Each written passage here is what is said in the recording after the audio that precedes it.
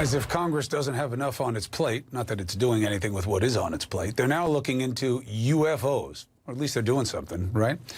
Next month, Congress is expecting a report from the Director of National Intelligence and other agencies on UFOs, or UAPs. And that's the government term for them. It stands for Unidentified Aerial Phenomena.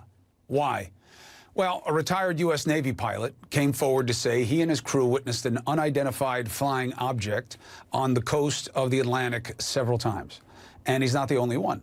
Joining us now, someone who has personally witnessed sightings, retired Navy Chief Master at Arms Sean Cahill, joined by Christopher Mellon, former Deputy Assistant Secretary of Defense for Intelligence. Thank you both. Appreciate you for joining me. Good evening, Chris. Pleasure, thank you. All right, so let's dispense with the obvious here. Chris, people are going to eye roll and say, boy, was Cuomo light on what to talk about tonight. Why is this worth discussion? Because we have recurring violations of U.S. airspace by unidentified vehicles that are very capable, in some cases more capable than anything in our own inventory. This has been going on for years. The truth is just emerging. We've had a massive intelligence failure, and we now have a threat, an unknown threat that we need to figure out.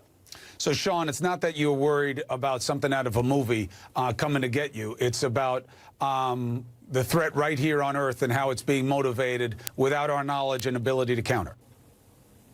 That's correct, Chris. In 2004, I was the Chief Master at Arms on board the USS Princeton, and the technology that we witnessed with the Tic Tac was something that we would not have been able to defend our forces against at the time. Help me understand that. As the uninitiated, what does that mean to us?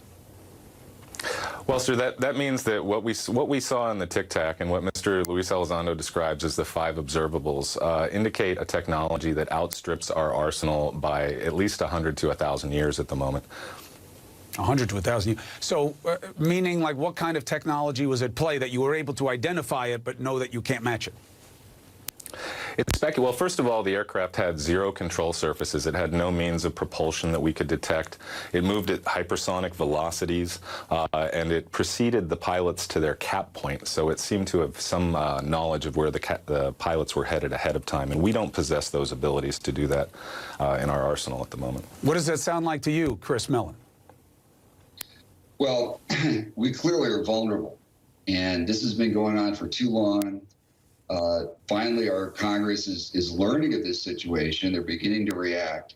So we've got a lot of catch up here, but it is very concerning. It's not an imminent crisis or an imminent threat. There's been no hostility, but there's a lot of activity, and it's increasingly bold. In some instances, recently we've had these things swarming around warships off the coast of California, swarming around strategic missile defense bases in Guam, and other things. So with all the tensions in the world in China and the rest, with the attack on the Saudi oil facilities by drones and so forth, it's something we need to take seriously.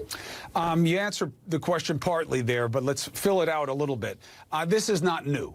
People play with this, and they played all kinds of conspiratorial thinking, but a lot of real military and policy people say, look, there are things out there that we got to keep track of that we can't. But why now? What's new in terms of the urgency, Chris? And I'll ask you both about this. Sure, happy to address that. So what happened was, a couple of years ago, Lou Elizondo and the Pentagon, who was managing this activity with almost no resources, he and I and a few others became aware that this was going on a very significant scale on the East Coast at the time, and our pilots were not getting any support. The intel community was not responding. Nobody was helping these guys out, and it wasn't being reported up the chain. It wasn't until that got into the New York Times and got to the attention of Congress that finally our leadership in both branches of government became aware that this was going on. So this has only just come to light.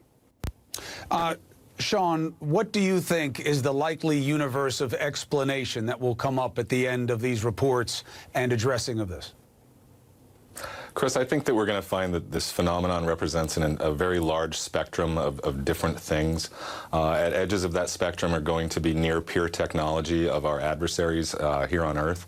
At the other end of that spectrum is going to be something that we don't yet understand and haven't identified yet. So I hesitate to speculate on the source, but I can tell you that I don't believe that this is within our arsenal of any human technology at the moment. So when you say that, it almost guarantees that not just your good looks, but that statement will get this picked up and sent all over the internet, because there'll be a legit military person saying that maybe this is from outer space. Do you want that to be taken from people? Well, that would be taking my words out of context. What we can say is that we don't know what this is, and it's here. It's going to take all of us to figure this out together. And Chris, what's your comment on that? They'll say, look at the resumes of these two guys. They're both saying that it might be from another world. There's no scientific reason or basis to doubt that possibility. That's a hypothesis that could explain the facts. People need to be open to that. We're spending billions looking for extraterrestrial civilizations. We've got spacecraft that have already left the solar system. It's possible somebody found us before we found them. And the age-old question that I've been watching in movies my entire life: if they are smart enough to come here and have such advanced technologies, why don't they talk to us? Well, if they're that smart, what would they have to learn from us? When you go to the zoo, do you talk to the animals? And I got to tell you, Sean, right now, we're not presenting as exactly the best kind of people to be talking. We're eating ourselves down here right now. I could understand why they'd want to keep an arm's reach. The main point, Chris, is if there's all unanswered questions. Go ahead, Sean. Go ahead. Last word to you.